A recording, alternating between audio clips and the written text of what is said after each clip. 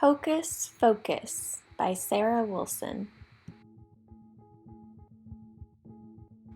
Hey, Jack! Yoo-hoo, Jack! Called a voice.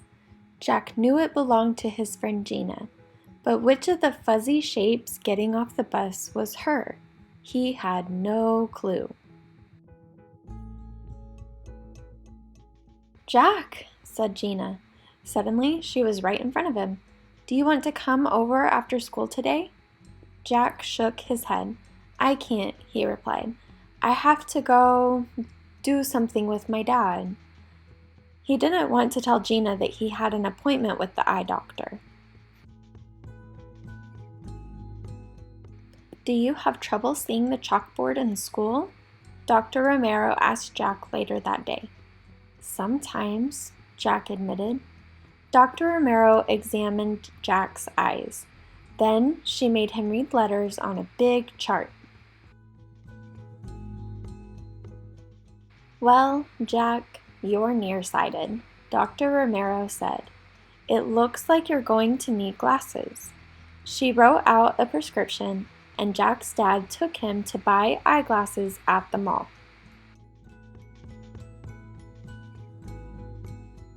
Jack wore his glasses to school the next day. Hi, Jack, nice glasses, said his teacher, Mr. Brenner. Gee, Jack thought, I was hoping no one would notice. Then Hank, a kid in Jack's class, walked by. Hey, Four Eyes, nice glasses, he shouted. Jack felt bad. He whipped off his glasses and headed into class. What's up? Asked Gina. You look upset.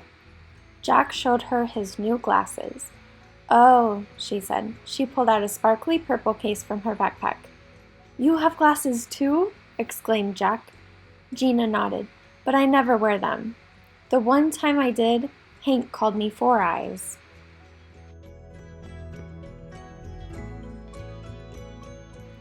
I always thought you could see great, Jack said. You always read the chalkboard for me. I'm far-sighted, Gina told him. I can see the board no problem. It's just the close-up stuff that's all blurry.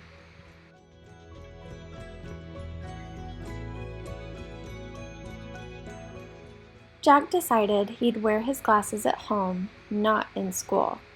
I won't give Hank a chance to call me Four Eyes again, he thought.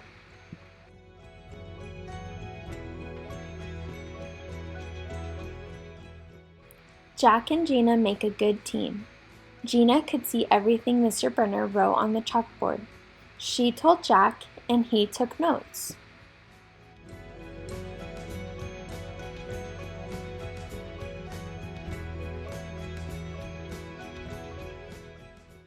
Jack could do all the measuring in science. He peered at the tiny numbers on the beaker and read them to Gina.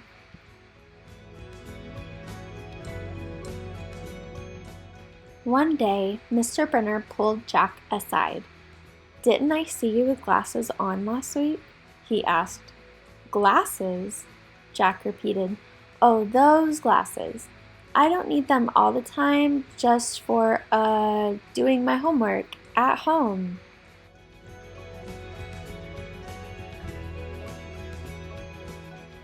Jack started for the cafeteria. Heads up, yelled Hank. A volleyball bonked off Jack's head.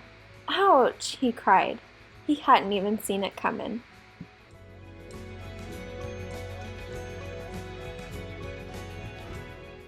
The next day, the class went on a field trip to a rock quarry. Rock hounding is a lot of fun, but you have to be careful, Mr. Brenner told the class. Please pay attention to the signs. I repeat, obey all the signs. Let's go, said Gina, tugging on Jack's elbow. I see a great rock pile over there.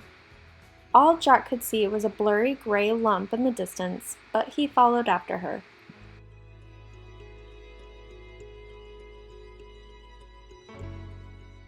Suddenly, Gina tripped and went flying.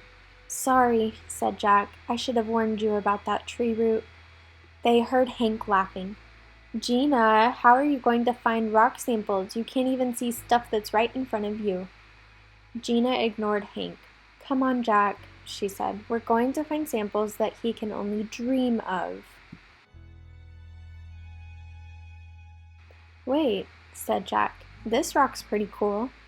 It's not bad, said Gina, but just then they heard Hank yell, Mr. Brenner, look what I found. Gina sprang up and slipped off her backpack. You keep looking here, Jack. I still want to check over there. She hurried away. Gina finally reached the rock pile she had spotted. There was a sign nearby, but the letters were a blur. She squinted, trying to make out what it said. She took a step backward, then another, and... Caution, she read, but it was too late.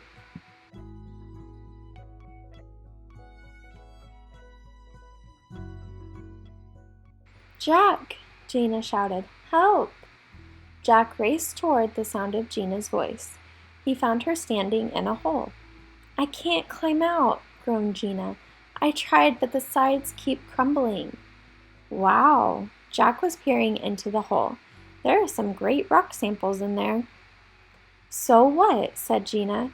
I'm going to get in big trouble for not obeying that sign, the one I was trying to read when I fell in here.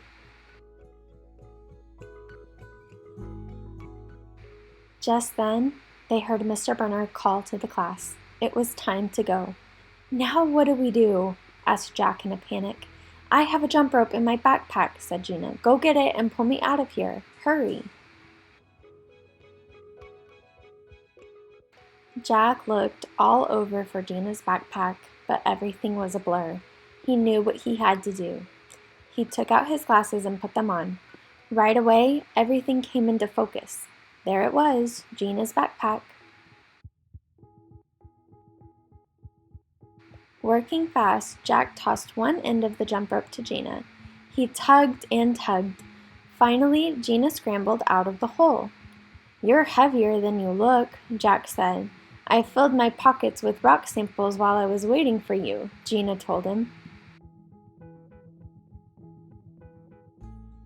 Gina and Jack caught up with the rest of the class. Jack hoped Mr. Brenner wouldn't notice how out of breath they both were. Great samples, Mr. Brenner said. Those are the best I've seen all day. That night, Jack thought about what had happened at the quarry. They could have gotten into trouble, or hurt, or both. Jack decided he would wear his glasses from now on, no matter what Hank said, and he'd get Gina to wear hers too. Jack passed Hank in the hall the next day. Nice glasses, said Hank. Well, I like them, said Jack.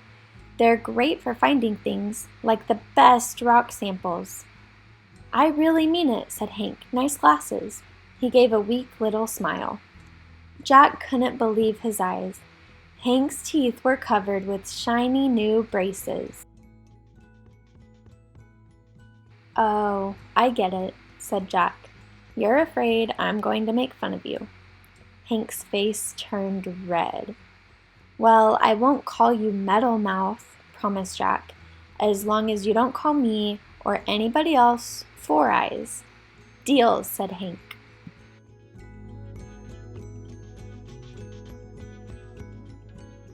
Jack spotted Gina down the hall. It was so great to be able to see things. Hey, Gina, he called, hurrying to catch up with her. You know, I really think you should start wearing... Gina turned around. My glasses? She said. Jack grinned. Exactly, he told her.